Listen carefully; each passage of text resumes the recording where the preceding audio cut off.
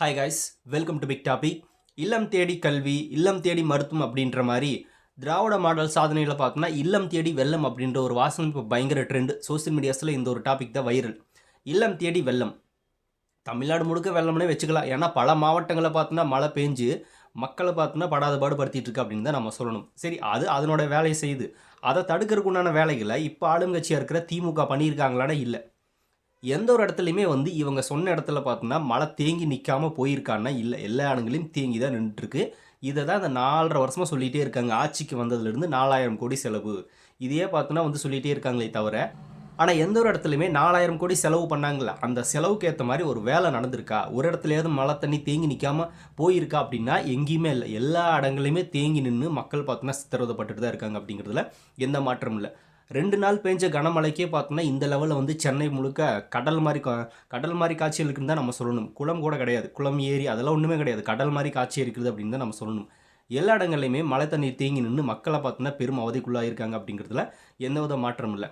இதில் நம்ம அக்கா மேயர் அக்கா பிரியா அக்கா சொல்கிறாங்க எங்கேயுமே தண்ணி தேங்கி நிற்கல அப்படின்னு. அப்போ இதெல்லாம் என்ன பார்த்தோன்னா போன வருஷம் வெளியான ஃபுட்டேஜா இல்லை அதுக்கு முந்தின வருஷம் வெளியான ஃபுட்டேஜான்றது நம்மளுக்கு தெரியல. அங்கங்கே வீடியோக்கள் எடுத்து போஸ்ட் பண்ணி பார்த்தோன்னா திராவிட மாடல் சாதனை பாருங்க அப்படின்னு கிளின்னு கிழிச்சிட்டு இருக்காங்க பொதுமக்கள். இந்த அக்கா கொஞ்சம் கூட பார்த்தோன்னா கூச்சமே இல்லாமல் எங்கேயுமே தண்ணி தேங்கி நிற்கல அப்படின்ற மாதிரி ஒரு ரிப்போர்ட்டாக கொடுக்குறாங்க. இது என்ன மாதிரியான ஒரு மென்டாலிட்டி அப்படிங்கிறது தெரியல. தமிழ்நாட்டில் தான் இருக்காங்களா, சென்னையில் தான் இருக்காங்களா, இல்லை வேறு ஏதாவது வெளிநாட்டில் இருக்காங்களான்றது நம்மளுக்கு தெரியல. எல்லா இடங்களையும் தண்ணி தேங்கி நிற்குது. சப்வேலலாம் எங்கேயுமே தண்ணி தேங்கி நிற்கல அப்படின்றாங்க. எல்லா சப்வேலையும் பார்த்தோன்னா பல சப்வேல தண்ணி தேங்கி தான் நிற்குது. அங்கே பார்த்தோன்னா பசங்கள்லாம் டைவ் அடித்து உள்ளே பார்த்தோன்னா நீச்சல் அடிச்சுட்டு இருக்காங்க. அந்த லெவலில் தண்ணி தேங்கி நிற்குது. எங்கேயுமே தண்ணி தேங்கி நிற்கல, வெளியேறிச்சு அப்படின்றாங்க. உதயநிதி ஸ்டாலின் அவர்கள் பார்த்தோன்னா அங்கங்கே ஆய்வு பண்ணுறாரு. பல பல இடங்களுக்கு போகிறாரு, ஆய்வு பண்ணுறாரு. என்ன ஆய்வு பண்ண போகிறாங்க, இந்த இடத்துல எவ்வளோ மழை வந்திருக்கு, எவ்வளோ சென்டிமீட்டரில் பேஞ்சிருக்கு, எங்கெங்கே பார்த்தோன்னா தண்ணி நிற்கிது, இதை தானே பண்ண போகிறாங்க. இவங்களோட ஆய்வுன்றது அந்த 4000 கோடி செலவழிச்சாங்களே, அப்போது இங்கெல்லாம் தண்ணிகள் வரும் அப்படின்னு ரிப்போர்ட் எல்லாம் எடுத்திருப்பாங்க. அதில் எந்த மாற்றம் இல்லை. ஏன்னா எந்தெந்த இடங்களில் நிற்குதோ அந்த இடங்களில் அந்த 4000 கோடி செலவு பண்ண போகிறாங்க அப்படின்னு அவங்க சொன்னாங்க. அப்போது அப்போயே பார்த்தோன்னா இந்த ஆய்வு நடத்திருப்பீங்களா, இங்கே இவ்வளோ மழை பெஞ்சுன்னா இந்த மாதிரி தண்ணி நிற்கிது, இதை வெளியேற்றுறதுக்கு நம்ம என்ன பண்ணணும் அப்படின்னு அப்போ ஆய்வு பண்ணி அந்த வேலைகளை சரியாக முடிச்சிருந்தா இப்போ எதுக்கு பார்த்தோன்னா நீங்கள் போய் மறுபடியும் ஆய்வு பண்ணணும் அப்படின்ற ஒரு கேள்வி வருது இல்லை. இதையே அவங்க பண்ணவே இல்லை.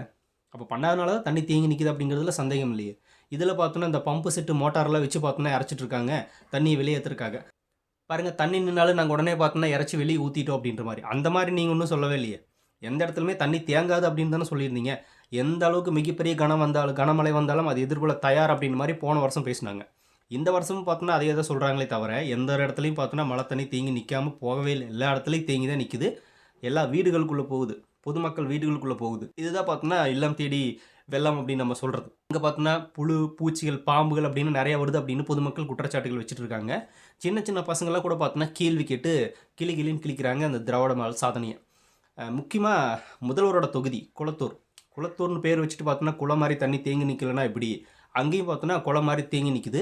சேப்பாக்கம் எங்கேயுமே சொல்லவே தேவையில்லை. எல்லா இடங்கள்லையுமே கனமழை காரணமாக தேங்கி நிற்கிற மழைநீர் தான் நம்மளால் பார்க்க முடியுது. எங்கே வெளியே போச்சு அப்படின்றத கேள்வி. நீங்கள் இறச்சி ஊற்றுனதெல்லாம் பார்த்தோன்னா இங்கே கேள்வி இல்லை. நீங்கள் அது எதுவுமே நிற்காதுன்னு சொல்லி தானே வேலை செஞ்சீங்க. அந்த வேலை செஞ்சுருந்தீங்கன்னா அது எப்படி நின்றுருக்கும் அப்படின்றத கேள்வி.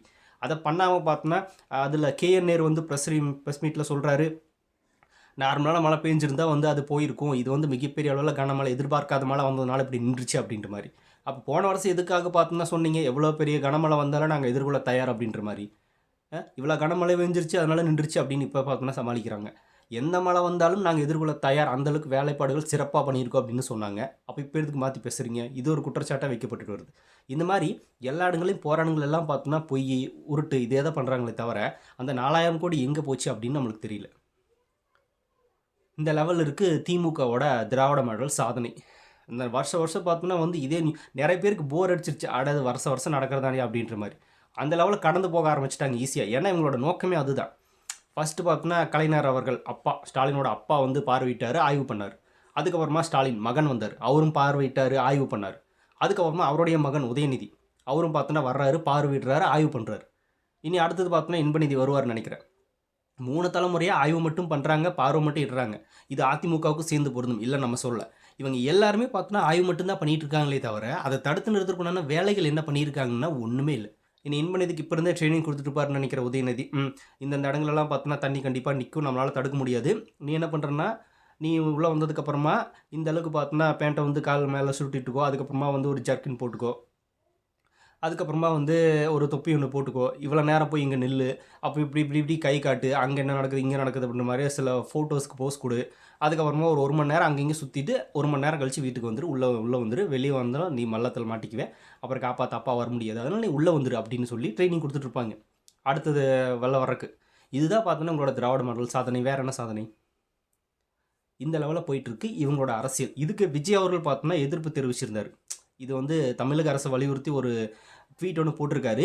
இந்த வேலைப்பாடுகள் 4000 கோடி என்ன ஆச்சு, இந்த வேலைப்பாடுகள் செஞ்சுருந்தாங்க அப்படின்னா இந்த மாதிரி வந்திருக்காது, பொதுமக்கள் எல்லோரும் பார்த்து கவனமாக இருங்க, நம்ம தாவேகா தோழர்கள் ரொம்பவுமே கேர்ஃபுல்லாக உங்களுக்கு உதவி பண்ணுங்க அப்படின்னு மாதிரி ஒரு விஷயத்தை தளபதி சொல்லியிருக்காரு. இது எதிர்ப்பும் தெரிவிச்சிருக்காரு. இதுக்கு உடனே திமுகபிகள் பயங்கரமாக கடிக்கிறாங்க விஜய் அவர்கள். அதாவது இது கூட ஒருத்தர் எதிர்ப்பு சொன்னால் அது கூட அந்த திமுகபிகள் கடிக்கிறாங்க அப்படின்னா வேறு என்ன பண்ணாதான் கடிக்காமல் இருப்பீங்க அப்படின்னு நம்மளுக்கு தோணுது. இப்போ விஜய் அவர்கள் பார்த்தோன்னா அரசியலுக்கு வராமல் ஒரு 2 வருஷத்துக்கு முன்னாடி விஜய் அவர்கள் சென்னை வெள்ளத்தில் பாதிக்கப்பட்ட மக்களுக்கு 2 கோடி நிவாரணம், 3 கோடி நிவாரணம், 5 கோடி நிவாரணம் அப்படின்னு கொடுத்துருந்தா உடனே ஃபயர் விட்டுருப்பாங்க. விஜய் பார்த்தோன்னா கொடுத்துட்டாரு பரவாயில்ல அப்படின்னா அதையும் எங்கேயாவது அமுக்கிட்டு போயிருப்பாங்க. அந்த மாதிரி இல்லாமல் இந்த வருஷம் பார்த்தோன்னா ஒரு 5 கோடி 3 கோடி மிஸ் ஆயிடுச்சு விஜய் கிட்ட இருந்து.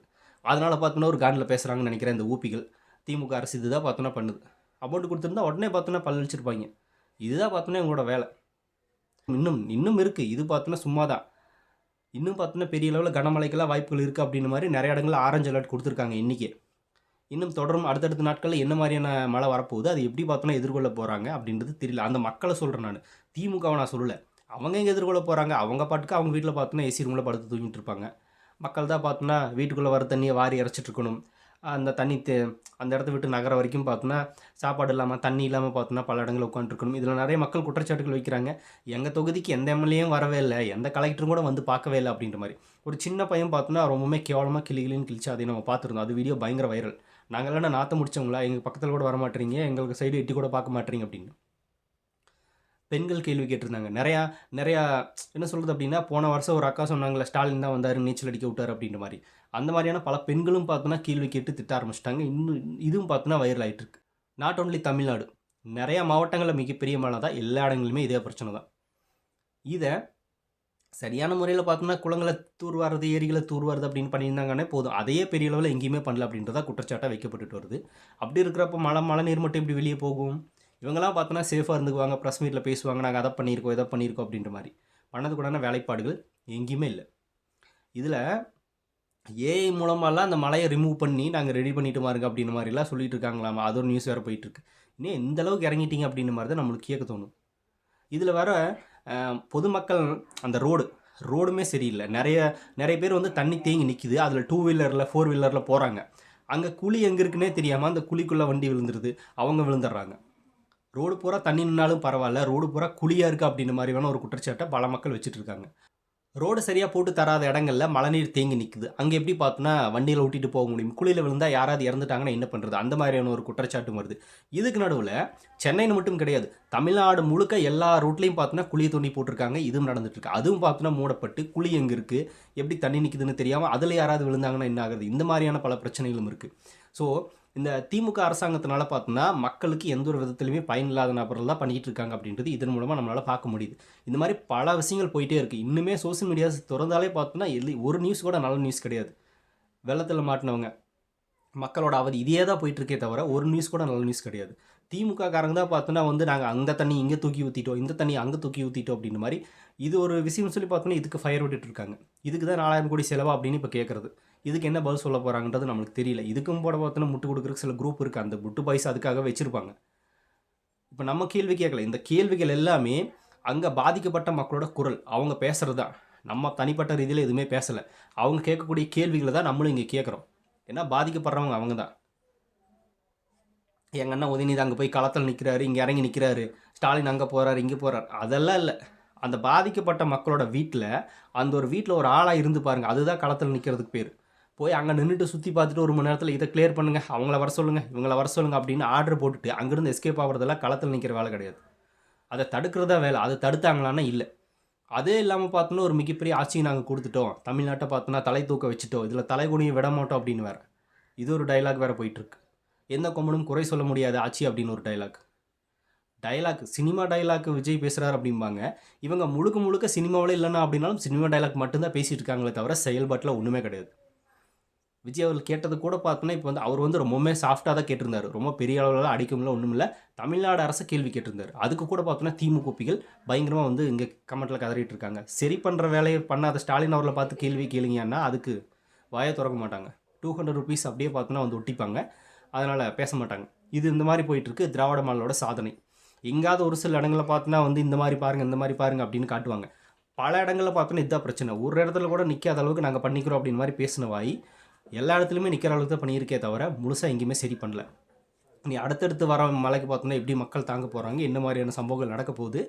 என்னன்றதே நெனச்சாலே பயமா இருக்கு. இப்போதைக்கு அந்த சிச்சுவேஷன்ல அந்த வீட்டுக்குள்ள தண்ணி புகுந்து, அதில பார்த்தோன்னா நின்னுட்டு இருக்கிற அந்த குழந்தைகள், அதுக்கப்புறம் வயசானவங்க, இவங்களோட நிலைமையெல்லாம் நெனச்சு பார்த்தா ரொம்பவுமே கொடூரமா இருக்கும். ஏன்னா அவங்களோட போய் பார்த்தோன்னா, இந்த திமுக நபர்கள்லாம் தங்கிட்டு வாங்க கொஞ்ச நாள். அப்பதான் பார்த்தோன்னா அவங்களோட கஷ்டம் புரியும். அத விட்டுட்டு பார்த்தோன்னா, களத்தில் ஆய்வு, மக்களுடன் உதயநிதி, இதுதான் பார்த்தோன்னா இவங்களோட அரசியலா போயிட்டுருக்கு. ரொம்பவே கேவலமாவும், அருவருப்பா இருக்கு அப்படின்னு தான் நம்ம சொல்லணும். பார்ப்போம் இன்னும் என்ன மாதிரியான அக்கிரமம்லாம் நடக்க போகுது அப்படின்றத இந்த மழை முடியறக்குள்ள. ஸோ நீங்க என்ன நினைக்கிறீங்க அப்படிங்கிறத இத பத்தி கமெண்ட்ல ஷேர் பண்ணிட்டு போங்க.